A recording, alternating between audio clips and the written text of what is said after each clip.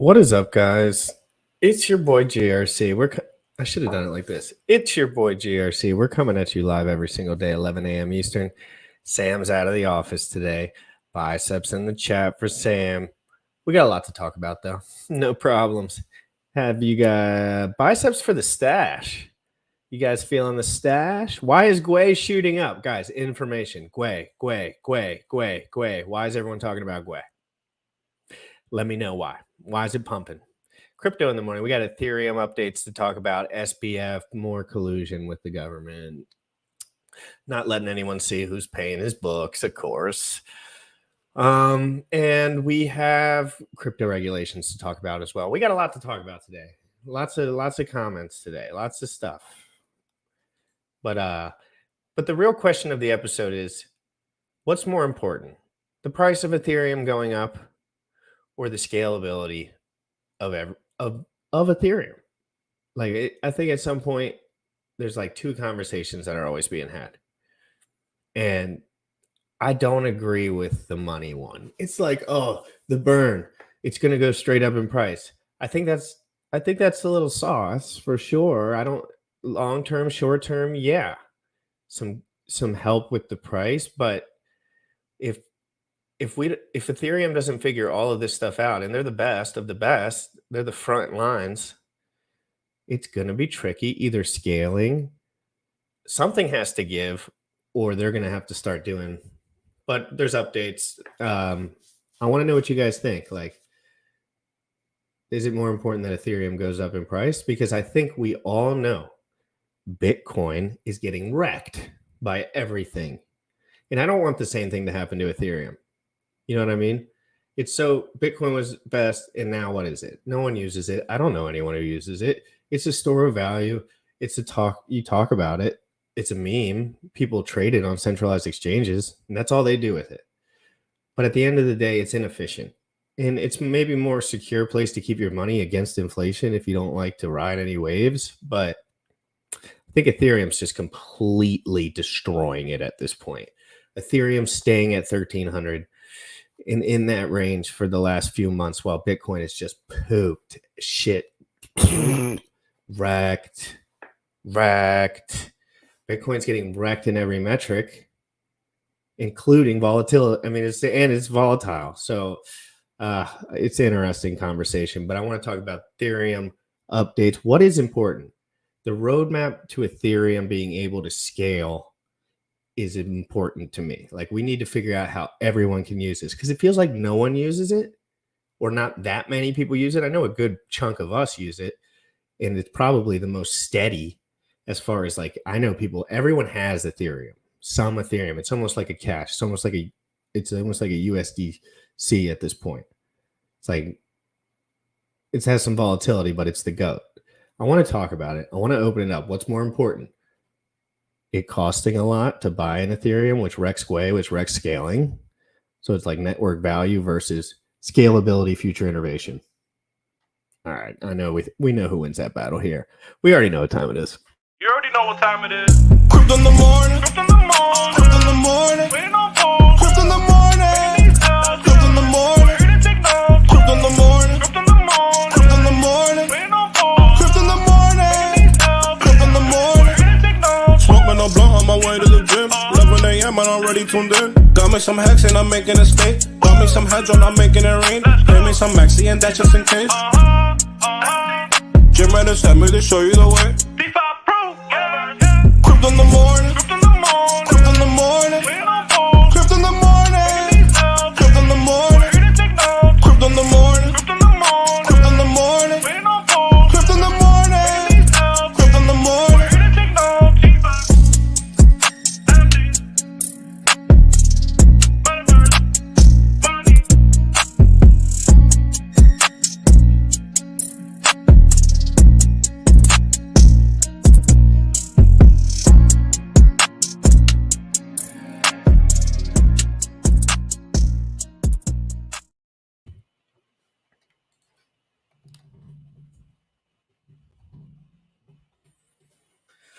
Here we have Terrence.eth, January 3rd, 2023, 12:54 p.m.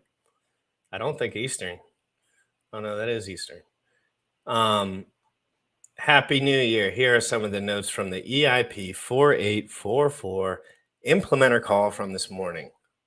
I wonder if that call is on YouTube. I see those calls pop up on YouTube and I listen to them. Guys, I'm not going to sit here and talk about this because I still have trouble when I'm taking notes on all this stuff, but I am going to make this available to you. But the question's all the same. All these upgrades, what are they for? Why? What are they trying to do? What is Ethereum trying to do? Scale to everyone in the world? Or just get copied and then turn into Bitcoin because it's not efficient enough? That's so worrisome to me. When you think about it, it's like the only scary thing about Ethereum is like Gwei's wrecked right now, for example. Brutal bear market. Completely brutal bear market, and Gwei's wrecked. Can they control that? Can they scale fast enough? Will someone else just beat them to the punch and they'll become a ghost chain? It's possible. It seems improbable because their team and Vitalik and the confidence that everyone has in them and all the EVM compatible layer 1 chains, like they just copy Vitalik. They don't even know, like, but then we have Cardano. What do you guys think about Cardano? Is it a ghost chain? Is it a ghost chain? Polkadot, ghost chain? I don't know. I don't know. Let's see anyone quoting it. Terrence Chain from Arbitrum has published the notes from the latest EIP 4844 implementer call this morning. Some of the topics are included hash blob transactions, data availability, DevNet 3 retrospective, DevNet 4 planning. I only a few people even look at this stuff. Oh, I didn't have it pulled up. My bad. Excuse me. Here we go. I'm not sure who's going to give us the update, but someone can step up. George is going to give us a quick on the large block spam test. Does anybody interested in listening to this EIP 4844 implementers call? I have a feeling none of you guys want to listen to this. And I forget about that sometimes. I forget about my boys. I need some feedback right now because there's a couple ways I can spin this in the morning. Mark and Sam's not in the office today. The new year. I'm going to switch. Let's get back into the news for 1 second. I want to know which one of the topics do you guys want me to cover in the chat? When Sam's not here, it's harder for me to think properly because I'm not know where everyone wants to go with it because I usually just think about him. I feel like most. All right, I'll just wait. I'll see who's got more notes, more yes. But this is just a few minutes. I want to see what the news is. I never watched any of these this morning. Copyright, pray for me, send me super chats because I hate the copyright strikes. Fuck. It's a new year, Cameron.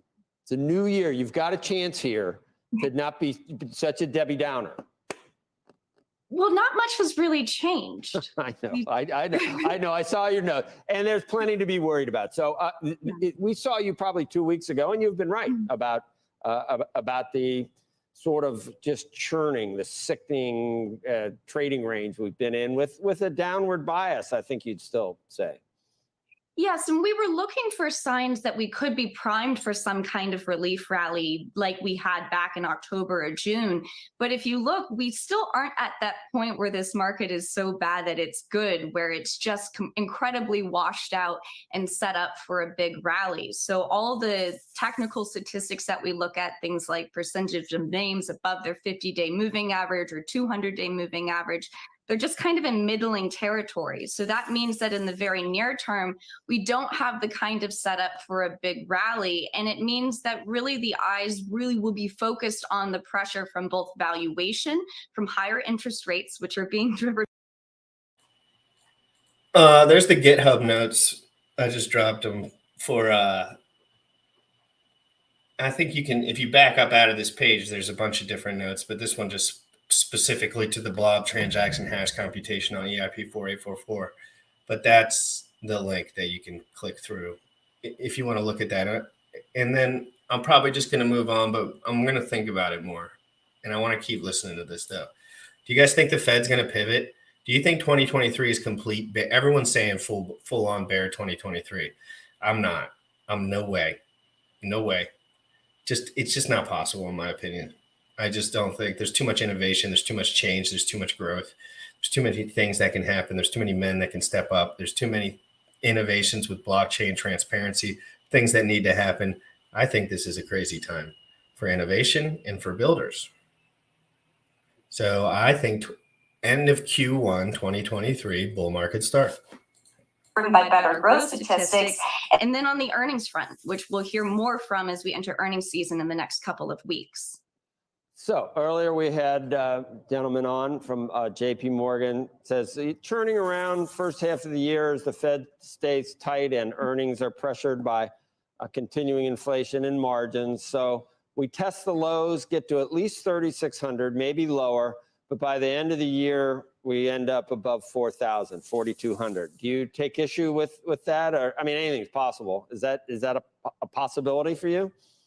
I think that's very plausible. I think a lot of this rests at the feet of when we start actually seeing weaker data. Because for us to see a big rally from here, you really do need to see support by the Fed, a pivot to actual accommodation or being a little bit more easy in policy. And really the only thing that's going to get the Fed to be more supportive of this market is much weaker data.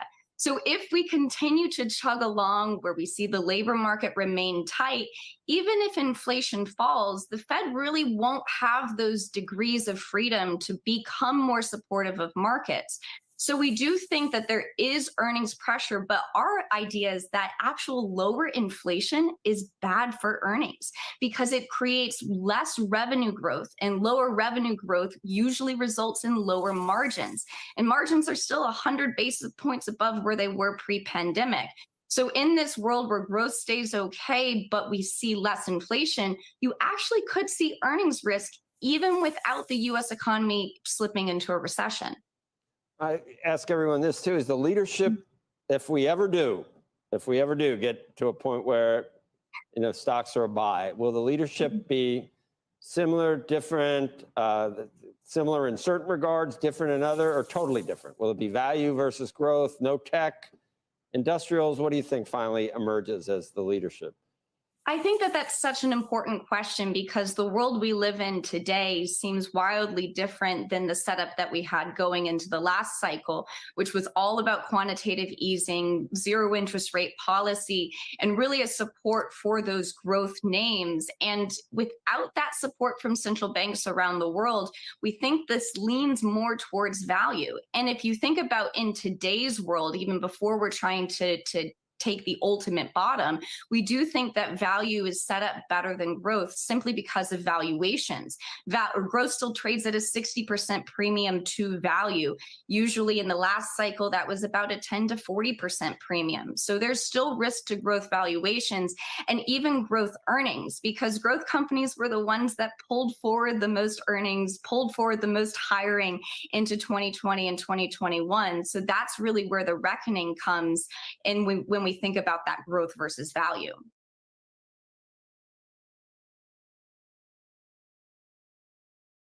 I know you guys want my deck screen or top 10 breakdown. That's as clear as water. Let's get into it. I haven't looked, so no judges. Here come the uncomfortable truths, which usually come from looking at data. Okay, so this is the list of cryptos that I think that I own. I don't own Poly. I have owned Maxi, but I don't at the moment. I do own Hedron. I got a couple on here that I don't own. I own BNBP. I don't own BZen. I do own Zen, and I own Icosa. And then Hex too. Where'd Hex go? Let's make sure. It says she's locked in. She's on my watch list, baby. What about ETH? Wrapped ETH? I hate how you have to put the $198.1 million in liquidity. Seems pretty chill.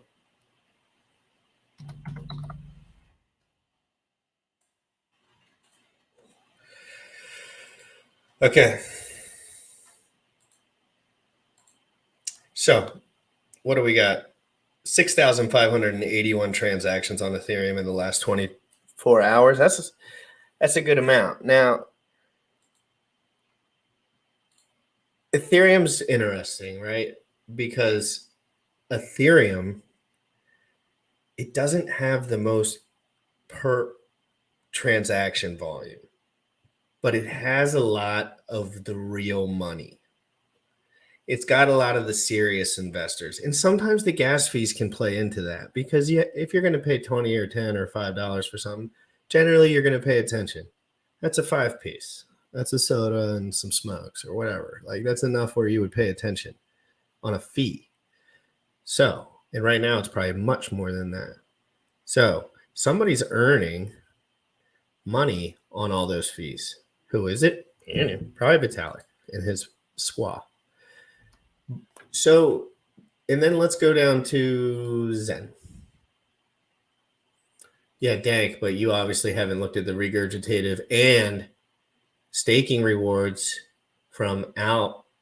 77% of the supply is staked for BNBP, which is critical to understand. Lots of yield. Okay. Zen, when I was streaming about Zen FTs, there was about 1,100 trades per day. And it's been a few days since then. We're down to 327. So the market's starting to even out. And that liquidity is starting to go to a place where it should be for 40 days in, for 70, 80, 90 days in my opinion. If it's not just like one or two people propping it. The Zen is the most interesting to look at from a DEX screener point of view. Why? Because the way the supply was minted, it's very interesting to see how the world reacts to this. Now, I know a lot of people, some people bought and it went down and that was stupid of you. But that's not the point. You want to look at these numbers. Liquidity, 120 grand. Volume, right around the same. We look for that 1-to-1 ratio minimum, a little under that right now. So maybe not the best liquidity providing option at this moment in time. And then what do you see for Hex? 1.4 million in volume, 5 million in liquidity. That's a 1-to-5. That's a no way I'm providing liquidity for that unless I have $1 million, 500,000, 100,000. Like, but I ain't putting that up because volatile is crap right now. Everything. Icosa. What the heck is going on with Icosa? Who put the juju beans in it? So Icosa, which I have a big fat loaded stake, which I add to whenever I can because I don't really need the money for that anytime soon, and I like the rewards. I don't really think about the price here too much unless I'm going to do a little buy and add to my stake. I'm not holding this liquid personally. I'm just not. It's just not. There's just no point for me to do that. And the liquidity is 151. I remember I was assing on this thing and it had like 30K in liquidity. And now it's much better. Very beautiful transition for Icosa during the bear market. I like it. BNBP is returning to those launch prices. Oh, look at that God candle. And then, damn, somebody's God candling it and then getting rejected. But right around that launch price, so it went all the way up to $25. Around that launch price, pretty normal for the part of the market we're at. And then we have Maxi and Poly, which I just literally just look at because it is quite astonishing how little people are actually using these. And then the volume is very low and then the liquidity is very low. So you pretty much would have to go back into Hex to sell any of these tokens with any real steam or vigor, making them a little bit, they're just, I guess they're just not there yet. Bear market vibes, you know how it goes. Hedron broke down from its God support. Hedron had this God support in a bear market. We were buying here and we were talking about it all around here. And then of course, bad news, finally breaks down. Done. But we'll be back on all this stuff. And I still do believe that Hedron will outperform Hex when the Fed starts printing again. What cryptocurrencies do you guys look at? Is there any you want me to look at? What other ones do I use? ETH, Binance. I use Binance. I have BNB and I have ETH. I like BNB, but I don't like it for some reasons, I guess. But I don't think about it much. The only reason I use Binance is because of BNBP. Yeah, I think BNBP. I'm not gonna. Christian's telling you in the chat, but might have to go with Christian on that one. I might have to look into that more because there could be some opportunity here if they're playing whale games. Who knows? AVAX. What about AVAX, Avalanche, Cardano? Okay. Let's talk about BNB Cake liquidity providing. Perfect. So LP Ripper, I'll answer your question. I'm good at this for this one because I've done this quite often. V2 liquidity providing is interesting. Why? Because they basically pay you to start using it. And that's like the difference. It's like more of a marketing thing. Like you see ETHPAL comes out, all those V2 forks. What do they want? You to buy their token and then put them into the LP pair. So that kind of gives their future some more outlook for positive if more people are doing that. And then they'll use things like Zen. They'll try to market it and be creative, and the better ones are more creative. But that's V2. But V2, when you launch in the beginning and you're the first couple 120 dudes that enter that pool, the reward multiplier is ridiculous. It's insane. It's insane. Dude, when Zen and all that stuff was coming out and we were playing with it on the other chains, dude, because they just pay you as part of their marketing scheme to make more money down the line with rewards to interact with their protocol and become a little bit stuck to that. Now, that rarely works for me because I could care less. But I can see what they're going. Now, when Cake came out, I know people that are sitting on their ass right now, not doing a damn thing for work because they got involved in PancakeSwap V2 liquidity early on. And the price went bazook and the rewards went bazook. And that peters out over time. Because why? More people enter the pool, it becomes more diluted. And the difference between V2 and V3 is that you have those variable changes. You can narrow your range. But V2 is just a full range and a multiplier with that LP token staked. I don't like it. It's annoying. I do it if it's early. So what's A6? I know A6 A6 is getting hype. I need to do an A6 episode. Just A6 though. I want to do just an A6 episode. Who's going to set that up for me? And who do you guys want me to have on? LP Ripper, did that answer your question at all? And if you want to elaborate, I'll elaborate on it if you have a point. And if you want me to extend on the V3 liquid, we can go there too. But let's look at Sam Bankman fraud. If this mother effer doesn't go to jail, I'm gonna be pissed. They need to make one of these white boys suffer. One of them, just one of them. Just get one of them. I mean, someone who's doing bad shit though. He's done enough. Get him. Turn on him. The feds. I pray that this man does not get slaughtered. And I pray that he finds Jesus Christ when he's in the hole. But that's not the point. That's his journey. I want to see, sometimes in a village, you just need someone sacrificed. And sometimes there's a guy that's just I need it to be him. I think he deserves it. I think he needs to go down. Because now he's like, okay, we'll post bond, but we have to make everything anonymous about who's posting all the money. Right away, no court case, quick in and out, blah, blah, blah. I hate this guy's getting to me because these tricksy little lawyer fucks. Excuse my language. I'm sorry, YouTube gods.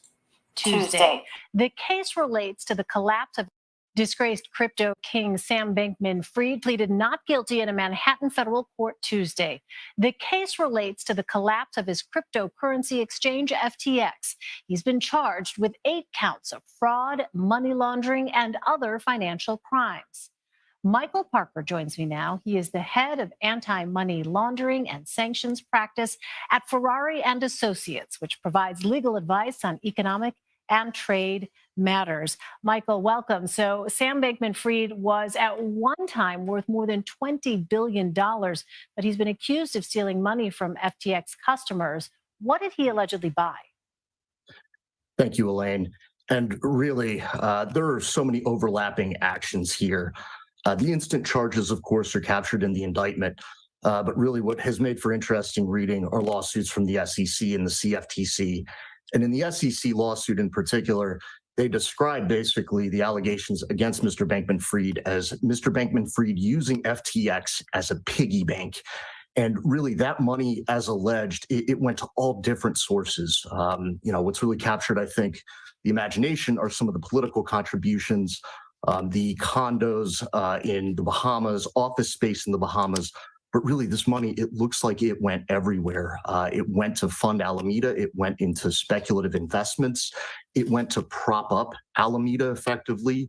At bottom, it looks like, as alleged, this is a classic fraud scheme where investors, where lenders, where customers, where their money was taken off of the FTX platform and used to fund really whatever it was that Mr. Bankman-Fried, as alleged, wanted to invest it in. Does it appear there was money laundering? Money laundering is a really interesting charge in the federal system, Elaine. What winds up happening for money laundering and how it's charged here is you need an underlying predicate crime. It's called a specified unlawful activity. And so the way that the indictment reads, I believe it's count 7, is a money laundering conspiracy charge where Mr. Bankman-Fried is alleged through the fraudulent transactions that are alleged elsewhere in the indictment of making basically transactions that promoted and that helped conceal the fraud as alleged in different parts of the indictment. And so really you could have a case where fraud is alleged, and in order to perpetrate that fraud and perpetuate it, you're laundering money as well. And that's how it's alleged here. So you mentioned political contributions. Sam Bankman-Fried also donated more than $40 million this past election cycle. Where did that? Pierre, I would need to know your price point. So I will talk about better options for liquidity providing V3. But anyone in the chat, you would have to put up your general price point for each side, what you're willing to put up. It would be critical to understand that. Whether it's 1,000 or 100,000, it's different. That money go? And could candidates who receive donations from him be flagged? Well, it does look like some of those candidates have been returning the funds, and this will be a lengthy process insofar as clawing back the money. And all of this, of course, Elaine, is going to depend on what happens at trial, on whether or not Mr. Bankman-Fried accepts a plea before trial, really whether or not he is determined to be guilty either by a jury or by his own admission. And so once that were to hypothetically occur, then it would be a process of looking at where all of that money went and trying to perhaps claw it back. But in the more immediate, term, candidates could be looking at a political price to pay for holding on to that money. And so while the wheels of justice may move and may do so at their own time, there could be more immediate. Yeah, Senate Leadership Fund. Guys, don't forget to read the words. FTX donations to GOP groups. Senate Leadership Fund. Senate Leadership Fund. Leadership? Leadership? Leadership? Leadership Fund? Congressional Leadership Fund.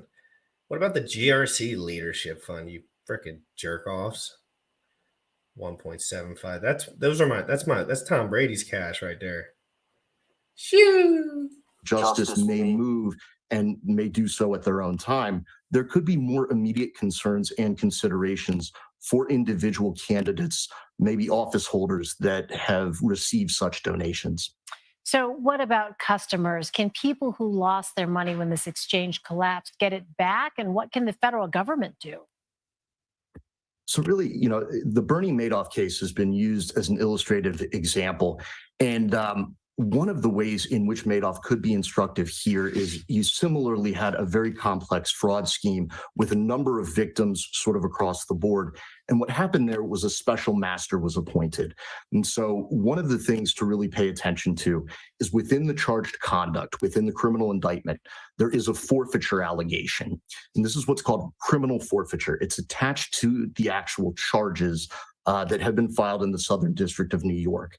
And so if Mr. Bankman-Fried is convicted of counts 1 through 4, which are the fraud-related charges, then forfeiture attaches as a matter of the actual indictment. And importantly, there is a substitute assets provision that is attached to that forfeiture allegation. And so if Mr. Bankman-Fried is guilty of these crimes, what could hypothetically happen? A special master could be appointed to sort of oversee these various processes playing out. The lawsuit filed by the SEC, the lawsuit filed by the CFTC, any bankruptcy proceedings, any victim sort of compensation, that could potentially go through a special master who would be in charge of unwinding it, of evaluating, the very. The feds are coming for DeFi. What if I'm the feds? What if Jack and I are the feds?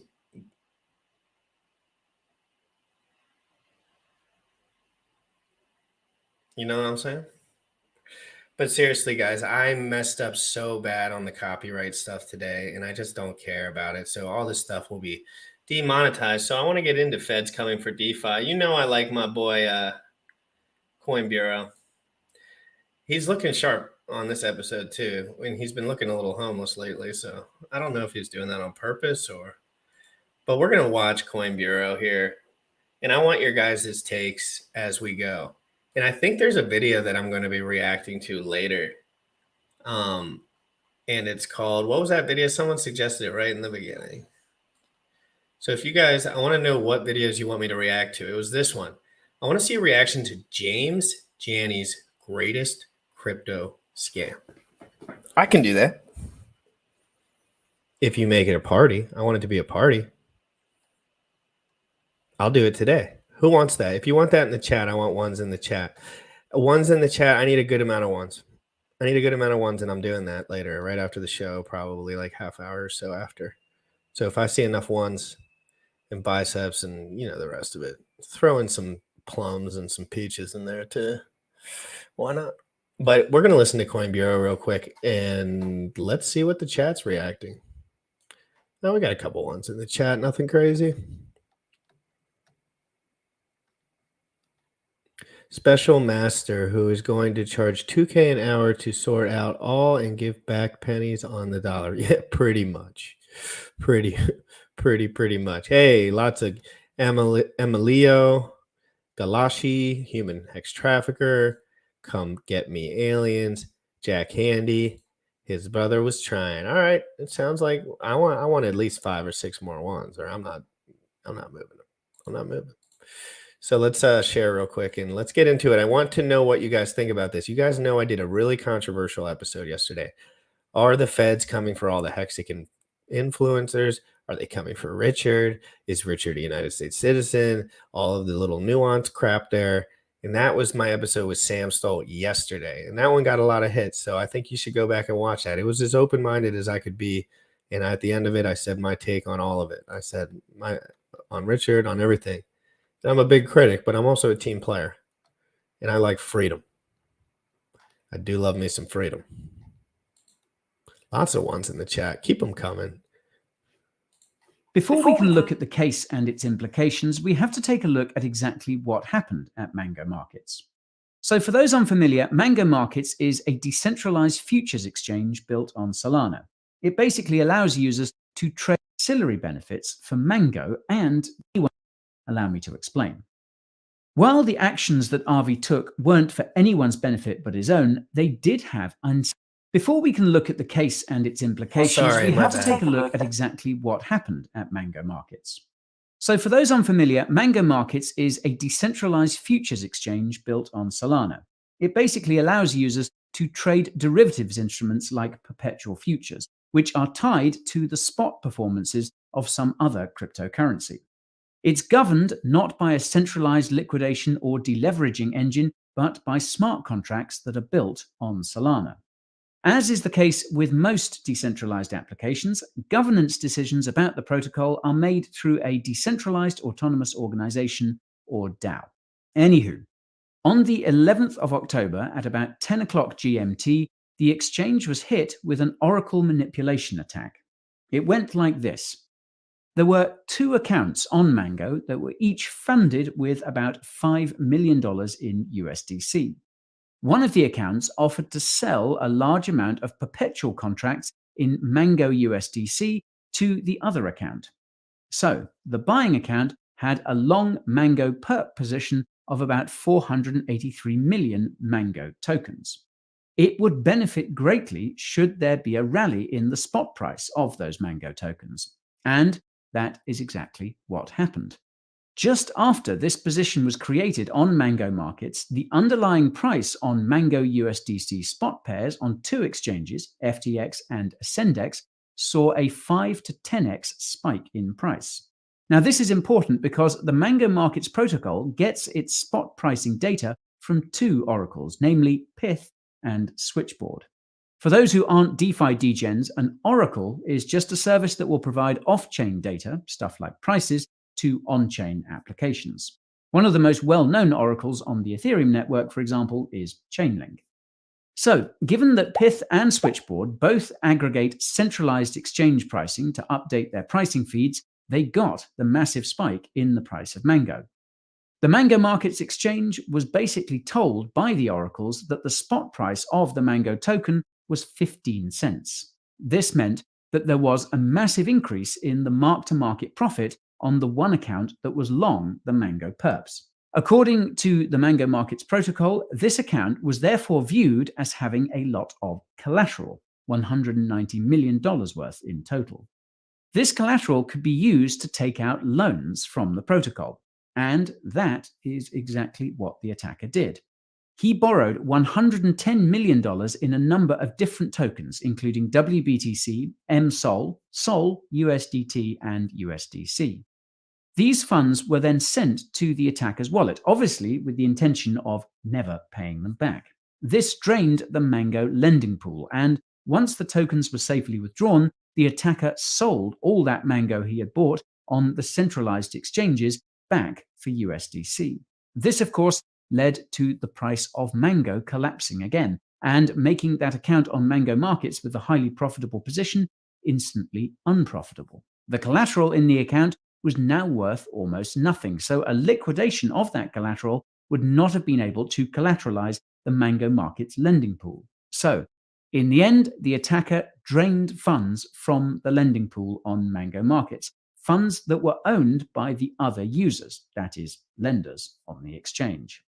So, that is how the attack took place. Now, believe it or not, but Oracle manipulation attacks are actually quite common in DeFi, and in the past have been carried out on Ethereum protocols with flash loans. It's also one of the reasons why oracles need to have extremely robust pricing data. Now, of course, none of that was much consolation for the lenders, that is, the users of Mango Markets. Program instructions were frozen to prevent users from further accessing the protocol. This included deposits and withdrawals, but it was all too late.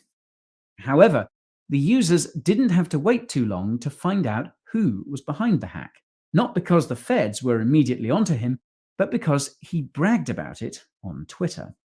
A few days after the attack, Avraham, or Avi Eisenberg, tweeted that he was involved in a, quote, highly profitable trading strategy on Mango Markets. He also said, quote, "I believe all of our actions were legal, open market actions using the protocol as designed, even if the development team did not fully anticipate all the consequences of setting parameters the way they are." Bold strategy, Cotton. Now, it turned out that Avi wasn't new to shady shenanigans on the blockchain. It was also revealed that he was behind the Fortress DAO exploit. Now, I won't go into that here, but I'll leave a link to this handy blog post that details it. However, Avi did appear to show some remorse over the Mango Markets attack. More specifically, he said that he felt sorry about the fact that his exploit had drained the protocol and made it insolvent. Hence, he was doing the honorable thing and beginning negotiations with the DAO in order to return some of the funds. Now, there were ulterior motives for this, which I'll touch on in a bit. Anywho, after a few DAO votes, an agreement was eventually reached, which would see $67 million returned. Part of the agreement was that they would not come after Avi for the remaining funds, so it could be seen as a bounty, and that they would not press criminal charges. Now, of course, it was a bold move by Avi to openly admit and brag about the fact that he had manipulated the protocol and taken the funds. And there were many who pointed out to him that this was, in fact, a crime, as it was market manipulation, a form of fraud.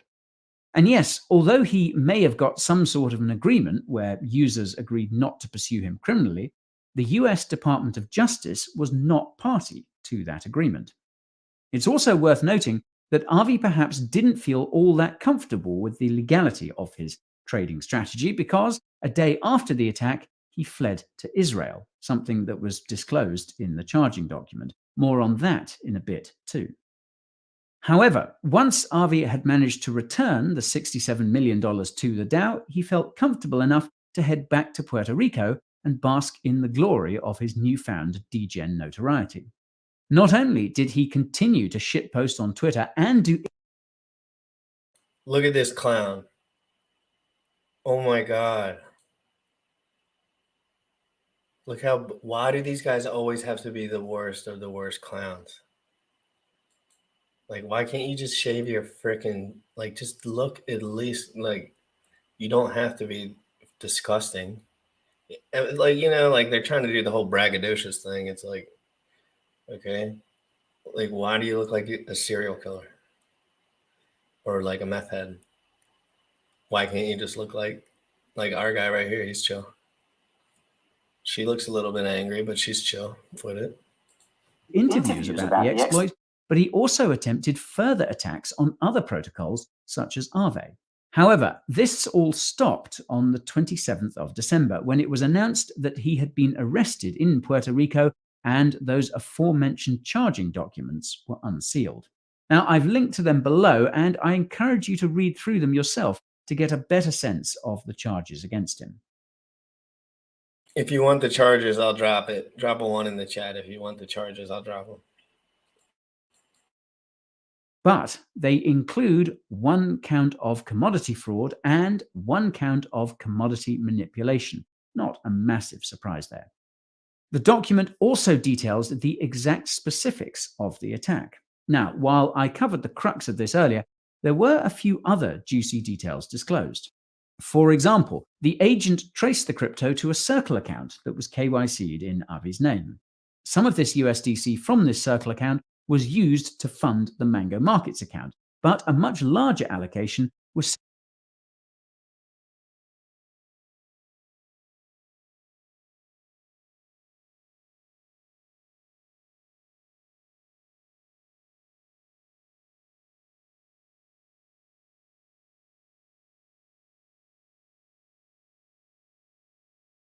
sent to the 2 exchanges which manipulated the spot market. One of these exchanges was KYC'd to a Ukrainian lady. However, the agents later discovered that the Gmail account that was used to register had a backup email and phone number connected to Avi. The agent also referred to Avi's Twitter account and specifically took issue with the statements that were made about that so-called profitable trading strategy he had embarked upon. Something else picked up on, meanwhile, was a post just 2 months before the Mango Markets hack. In it, Avi sent a tweet that linked to DOJ charges against others who were involved in manipulation in the FX market. They were charged under the Commodity Exchange Act, the same act being used to bring charges against Avi. So, Avi clearly knew that market manipulation was illegal. Perhaps he didn't think that the crypto assets that he was manipulating were commodities, but according to the agent in charge, the USDC was. And given that he manipulated perpetual futures, read swaps, this is clearly market manipulation, according to the Commodity Exchange Act. Anyways, when it was announced that Avi had been arrested, the general consensus on crypto Twitter was that he, well, got what he deserved. That he manipulated the markets and attempted to steal the funds of users. He also didn't really help himself with his attitude after the attack. However, whether he deserved it or not isn't the question. The question is, what could this mean for DeFi? And does it make protocols more or less safe? Now, a well-worn saying in the crypto space is code is law, meaning that as long as users of a protocol are using the code as intended, well, it should be lawful. In Avi's case, it was not an exploit of the code. He didn't find a bug that he used to exfiltrate funds. He used the Mango Markets protocol as was intended with open market operations. The price moved because of his large buys. The oracles updated the price, and Mango's protocol allowed him to take out those loans. I want a couple guys that want to read a white paper to help me. So if you don't mind, if you have time today and you want to read through a white paper, I'll do a video on it. But I want to know who even cares. So DM me on Twitter, and if I don't follow you on Twitter, just drop your Twitter below, and I'll just invite you in here afterwards. Maybe cut just a couple people. This is the same argument that Avi made in an interview with Laura Shin. This wasn't part of a bounty that he was seeking, as this was not a malicious exploit. I'll also add that Avi wasn't the first person to manipulate oracles with open market operations and claim that it was lawful. Almost exactly a year ago, a Canadian teenage math savant exploited indexed finance, another DeFi protocol. After the exploit, he came onto Twitter to seek a lawyer who would defend him. As far as I know, he's being pursued civilly, and the case is working its way through the Canadian courts.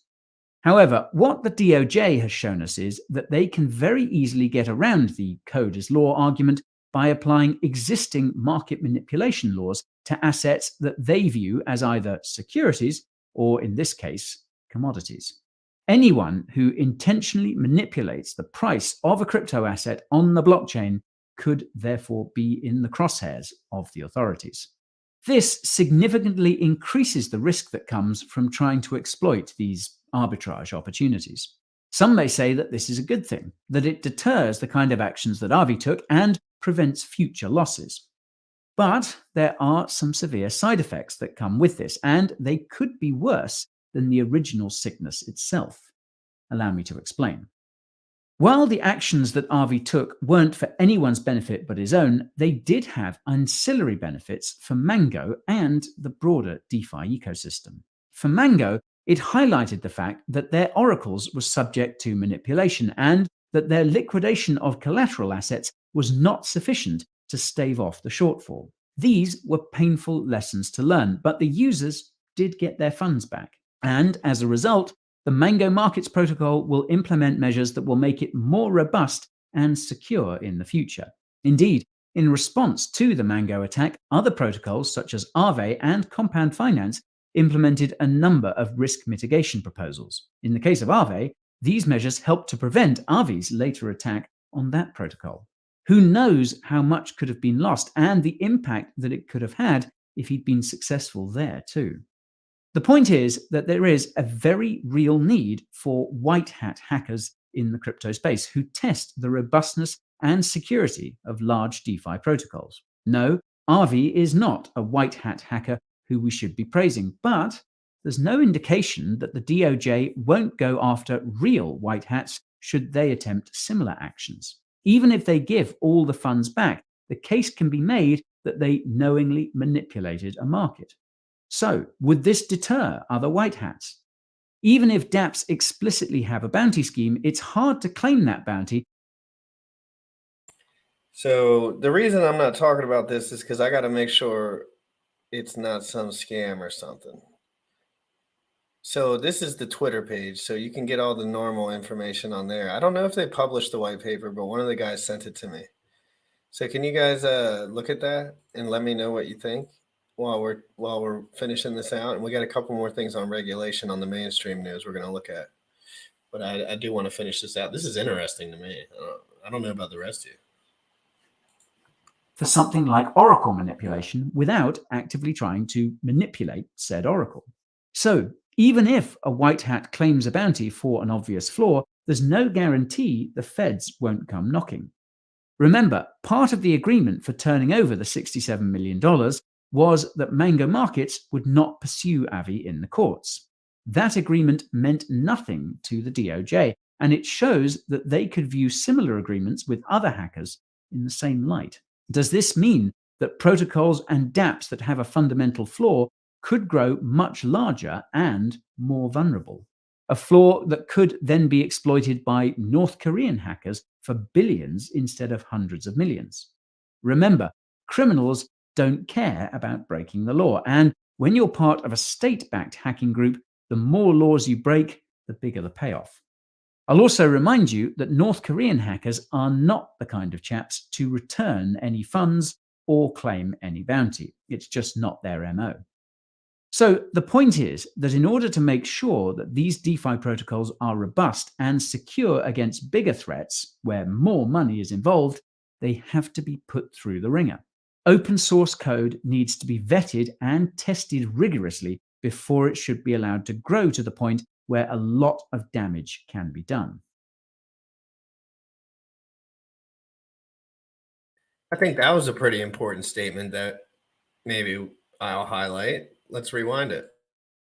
Against bigger threats, make bounty. It's just not their MO. So the point is that in order to make sure that these DeFi protocols are robust and secure against bigger threats where more money is involved, they have to be put through the ringer.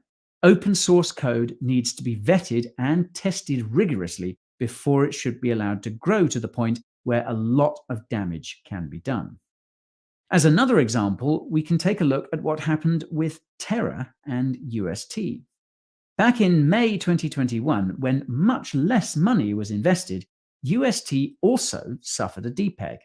However, thanks to a bailout from GymRatCrypto, it was able to get back to its $1 peg. Now that, in my opinion, and of course with the benefit of hindsight, was a bad mistake. If UST had been allowed to continue to depeg, then it would have shown the crypto community how flawed the mint and burn mechanism was. It would have clearly illustrated that something needed to be fixed before the protocol got any bigger. However, that didn't happen. And as a result, a much more devastating crash played out almost a year later that wiped out billions upon billions of dollars in value. It's also directly linked to the collapse of a number of CeFi lending firms and hedge funds, and could ultimately have been the first domino that eventually precipitated the collapse of Alameda and FTX. Speaking of which, I would counter that those large centralized firms are the greatest damage that's been done to the crypto space. While DeFi has seen its fair share of hacks and exploits, the mere fact that it is transparent and open for all to verify means that it's incorruptible. There was no way to test the robustness of FTX's order books or reserves because they were hidden from sight. By deploying an open source smart contract on a blockchain, you're opening yourself up to more scrutiny and attacks than you would if you were opening a centralized exchange. However, everyone can see how secure or unsecure your dApp is, and no one needs to trust you to use it. Open and robust DeFi is the future we need. How do we go about securing that future? Well, that is open for debate. Okay, time for a few closing thoughts. It's clear that what Avi did was illegal. By the letter of the law, he manipulated a swap agreement linked to a commodity. This is commodities manipulation and fraud. It contravenes the Commodity Exchange Act, and hence it's no surprise that the authorities came after him. I also don't think that he's a hero in this story. He made it clear that he didn't view it as illegal and only offered to give some of the money back. Was it illegal? I mean, that's the thing. This stuff is like, it comes down to intentions a lot of the time. What's the intentions of the guy? That it's like, how do you know someone's true intention until the aftermath, right? What do you guys think? Like, that's a toughie, right? Let's talk about regulation real quick before we wrap up. You know, I need to get all this info in my head. Yeah. This is why I'm not talking about it. I don't think I'm going to talk about it. Dude, but the guys in the Twitter space didn't know it. Like, they weren't explaining things properly in detail. I felt like they were trolling me. Like, I was in the Twitter spaces talking to those guys, and I didn't even know it was them. And I was like, are you guys trolling me? Like, because it sounds like you don't know anything about liquidity or fundamentals, and nobody in there really understood. They just kept saying deflation. It literally sounded like the biggest, like, and I was like, I ain't gonna, and I called them R-tards. And then I got upset with myself for being an angry person. And I was just like, I was frustrated because I felt like it was predatory. And I hate that feeling because I've been preyed upon in the crypto space before. Most of it because of all of it because of my non-due diligence at the time, but I regret. Time when a lot of people are skeptical, and perhaps even more skeptical. You are more bullish? In terms of the economy, Andrew, the markets? I was going to start with this idea of crypto, Bob, just in terms of how you think about it, because I think there's a lot of people who are remarkably skeptical. You've been a long time bull of sorts, or at least excited about the technology piece of it. It's a very, very broad term, crypto. So as you know, we've been working with and investing in Circle for quite a while. And that's really about financial technology, about digital currencies, about blockchain technology, all three of which we are very, very positive on. To put it simply, do we believe that there's going to be a digital version of the US dollar over time? Absolutely. Do we believe that the best way to develop that is to have the central bank do it or have the private sector do it? We believe strongly in what Circle is doing, the most conservative, the most embracing of regulation. A dollar is a dollar. Backing the stable coin has been proven day in and day out over a couple of years, and they maintain 45 billion in outstanding. So, Andrew, we think that there will be real winners in this space, but crypto is a very, very broad term. Our focus is very much on the technology of blockchain and the excitement of having a digital version of the major fiat currencies. Right. But in terms of, if we were to be talking about this in 2 or 3 years from now, given all the skepticism, given where the prices are of a lot of these various coins and like, what does this space look like to you? So it's going to look very, very different. And I think the significant thing, Andrew, we have to get over is what has happened with FTX. It reminds me a lot of what happened with Enron, right? You had a Tiffany type brand. FTX was like the go-to brand in the crypto space. It had incredibly smart people.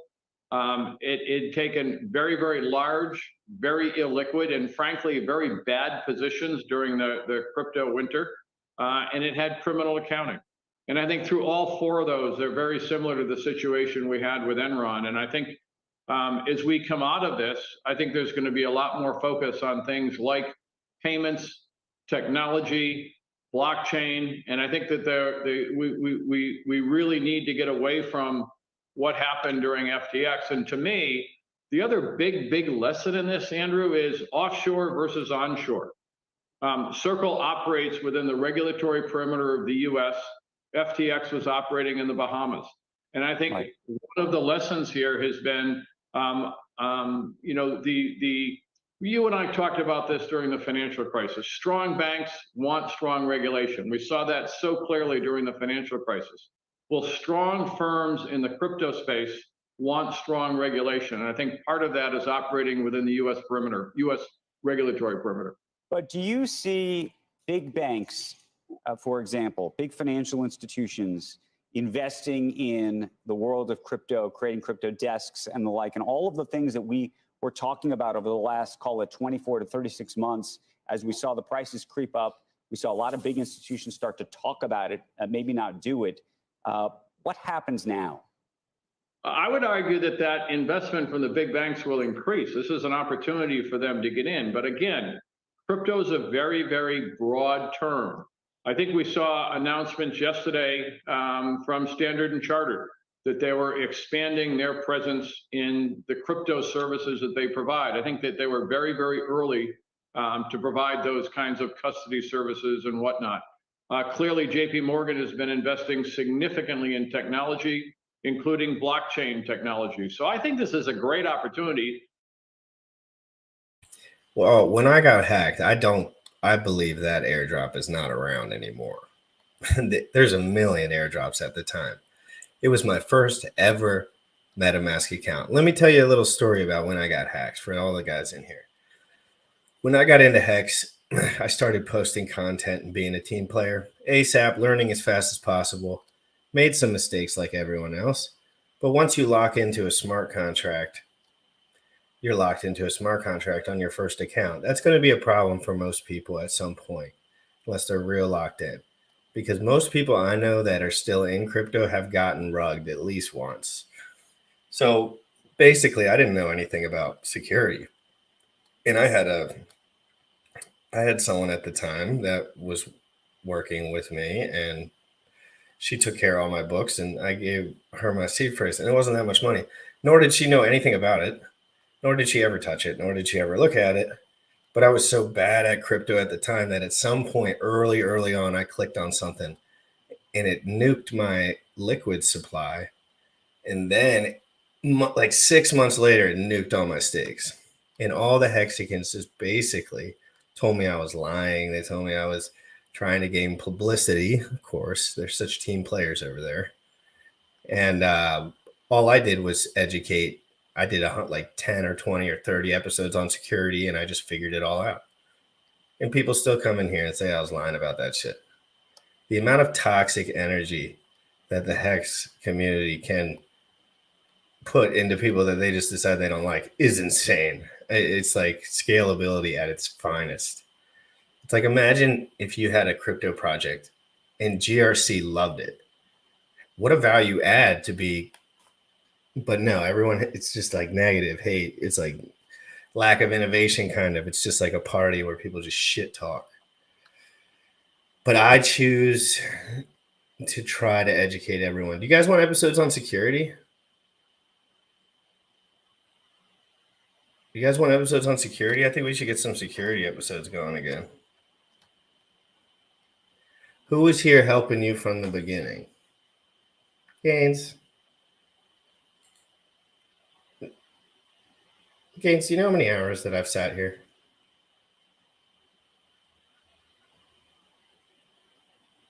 You know how many Hex shields that I've sold?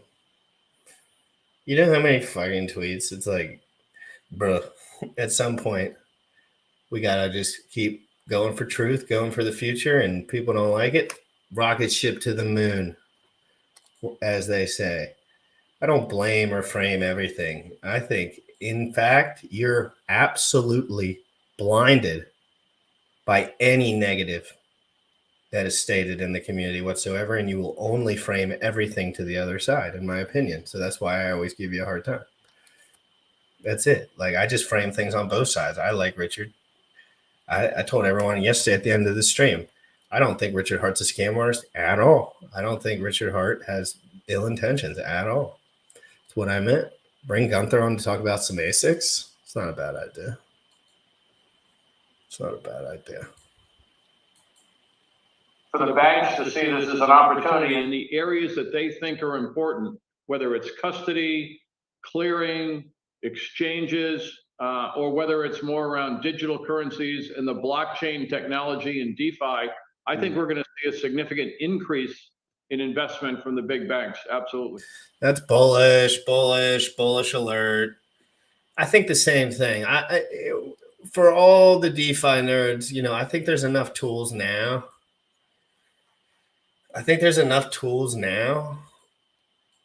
Where, and guys, this is the white paper. I got my little dirty little hands on. Do you guys have this on the site or not? That's a little spicy, guys. Should I break this down? I don't trust this, John. But it doesn't mean it's not the truth. I got to read through it.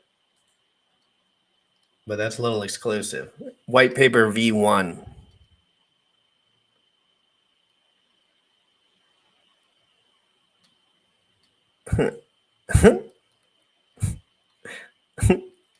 Gaines is so limp. Don't be so limp. Just be like everyone's chill in the chat until Gaines comes in here with the salt police. Dude, you know we do this chat every single day, Gaines, and there's no salt. F's in the chat for Gaines Club for the salt. That's Salt Day 101. F's in the chat. Guys, I did this thumbnail in 5 minutes today. My thumbnails are improving at warp speed. Ethereum Updates live, even though I didn't even do really any major Ethereum updates other than post the links and show some stuff. Look at the Salt Bay. Took Sam out because he's not here today. A little Salt Bay action. You guys like that action? I like that action. And then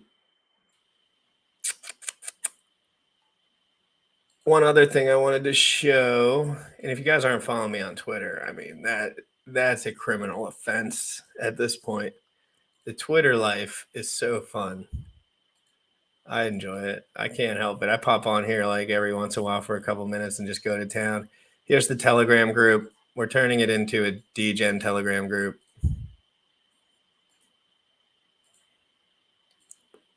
So we're having fun in there, trying to have some more fun in there. You know me, I'm not super good with Telegram. Trying to get Eric Wall on the show, so make sure you DM him and tell him to get come on Crypto in the Morning, or send him messages. That would be nice. Reflex token, we're making jokes about that being called Zen Doge. But the real question is, guess who's back again. Shady's back, and he's got a little friend on the top of his mouth. And it's called a mustache. And to be honest, I'm not going to lie to you guys. Every single girl that I interact with begs me to keep the mustache. So she's coming back for round 2. Godspeed, guys. Godspeed. GRC with Funny Jim right here. And we'll leave you with some Biden. Hey, Daddy, can I be on the Taliban board of directors too? Of course you can, Mr. Biden. You already know what time it is, guys. Have a great day. God bless. You already know what time it is. Crypto in the morning. Crypto in the morning. Crypto in the morning. Waiting on phone. Crypto in the morning. Crypto in the morning. Crypto in the morning. Crypto in the morning. Crypto in the morning. Waiting on phone. Crypto in the morning. Crypto in the morning. Smoking a blunt on my way to the gym. 11 a.m. and I'm already tuned in. Got me some hacks and I'm making a stake. Got me some heads on, I'm making it rain. Pay me some maxi and that just in case. GymRatCrypto sent me to show you the way.